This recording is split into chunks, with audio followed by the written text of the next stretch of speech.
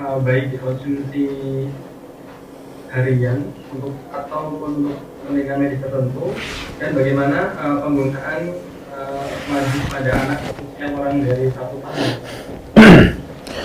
Baik, bismillah. Jadi berkaitan dengan madu ya, madu itu menjadi salah satu yang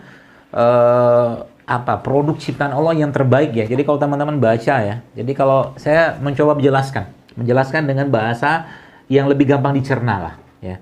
Kalau kita bicara asam amino segala macam itu teman-teman bisa baca. Tapi saya membaca gini, karena manusia, karena kata Allah dalam Al-Quran, walaqad khalaqnal insana min sulalatin min tin, kata Allah, kami ciptakan manusia dari tanah. Maka subhanallah ya. Bayangkan kalau seandainya ya, kita diperintahkan oleh Allah, wahai hambaku ya, makalah daun dari pohon ini, misalkan gitu kan. Makalah daun dari pohon ini segala macam ya setiap hari gitu kan. Ribetnya kita minta ampun kan. Tapi subhanallah, ya pohon itu kan, bayangkan pohonnya. Pohon itu kan dia ada akarnya, ada batangnya, ada daunnya, ada rantingnya, ada buahnya, ada kuncup bunganya. Apa yang ada pada akar itu diserap, di tanah itu diserap oleh akar, naik ke atas sampai ke daun, sampai ke bunga, sampai ke kuncup-kuncup tadi. Maka sebenarnya saripati dari pohon tadi itu ada pada buah atau bunganya buah tadi itu. Maka Allah Subhanahu wa taala memerintahkan pasukannya, tentaranya yang bernama lebah untuk mengambil sarinya bunga tadi. Kalau bahasa sari bunga. Tapi sebenarnya sari bunga tadi adalah sarinya tanah. Dan kalau kita kembalikan pada manusia, ya, ya manusia kan diciptakan Allah dari tanah. Dan secara komponennya, ya komponen tubuh kita ini ya memang yang terbaik itu dari tanah. Maka sebenarnya madu itu adalah saripatinya manusia. Buktinya apa? Baca penelitiannya tentang kandungan madu. Ada asam amino esensialnya segala macam, banyak sekali lah yang dibutuhkan memang oleh manusia, ya. Sebagai caranya, kalau bahasa itu spare part. Kayak misalkan kita punya motor, ada bensinnya, ya. Madu itu ada glukosanya, ada fruktosanya segala macam, ya. Ada olinya segala macam. Itu komplit semua, ya. Ada pada madu, ya. Jadi madu dan kurma itu merupakan dua produk ciptaan Allah yang kalau boleh saya katakan jangan pernah tinggal tiap hari deh. Minum aja tiap hari.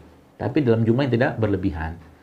Berapa banyak minumnya? Ya standar lah. Mungkin 3 sendok makan sehari cukup. 5 sendok makan mengikuti waktu sholat juga nggak masalah. Ya kurma. Kalau Anda yang baca postingan saya di Instagram itu kan tentang bahwa ternyata ada spektrum warna tertentu yang ada pada kurma ajwa itu yang membuat sihir tidak bisa mati. Sebabnya Nabi SAW menganjurkan kepada kita untuk memakan kurma 7 butir di pagi hari. Jadi kalau ditanya apakah madu dan kurma itu boleh dimakan setiap hari, saya katakan boleh, nggak masalah. Asal jangan berlebihan. Ya, mungkin kalau ada orang-orang dengan penyakit tertentu seperti diabetes, segala macam dikurangi saja. Kalau saya katakan kita mau ambil berkahnya aja. Ada orang cerita, coba baca penelitiannya, orang kena diabetes gara-gara minum madu, gara-gara makan kurma, nggak ada.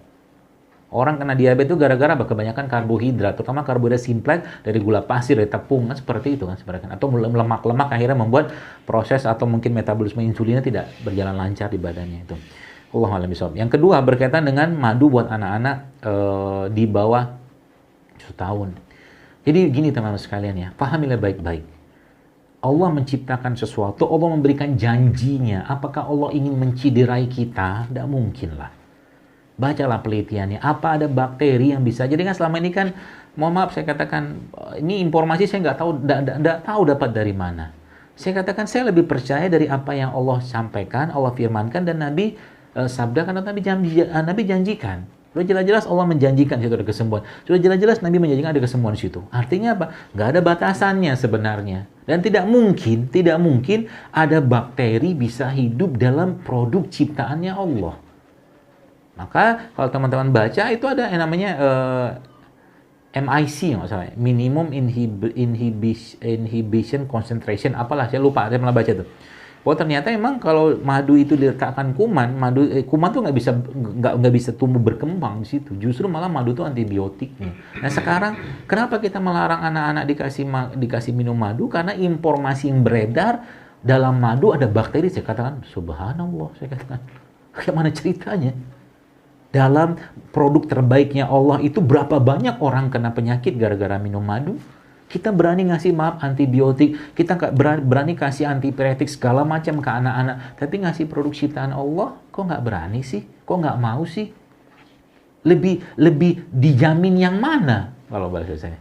Saya katakan seperti itu ya. Tapi ya terserah masing-masing sih ya, saya nggak memaksakan. Kalau saya, anak-anak saya kasih aja. Selepas 6 bulan ASI, masukin aja madu ke dalam makanannya, nggak ada masalah. Asal madunya benar itu aja. Nggak ada ceritanya madu bisa, atau kuman bisa hidup dalam madu. Katakan, wallahi, tidak mungkin. Ya, sama juga dengan orang, adalah teman dokter pernah tanya ke saya gitu kan. Saya katakan, dia tanya, bagaimana dengan dosis kunyit segala macam. Saya katakan, kita orang Indonesia itu minum kunyit ya paling sejempol, sejari, 2 jari gitu-gitu doang lah. Nggak berlebihan, nggak juga kita sehari itu minum kunyit setengah seperempat kilo, nggak ada.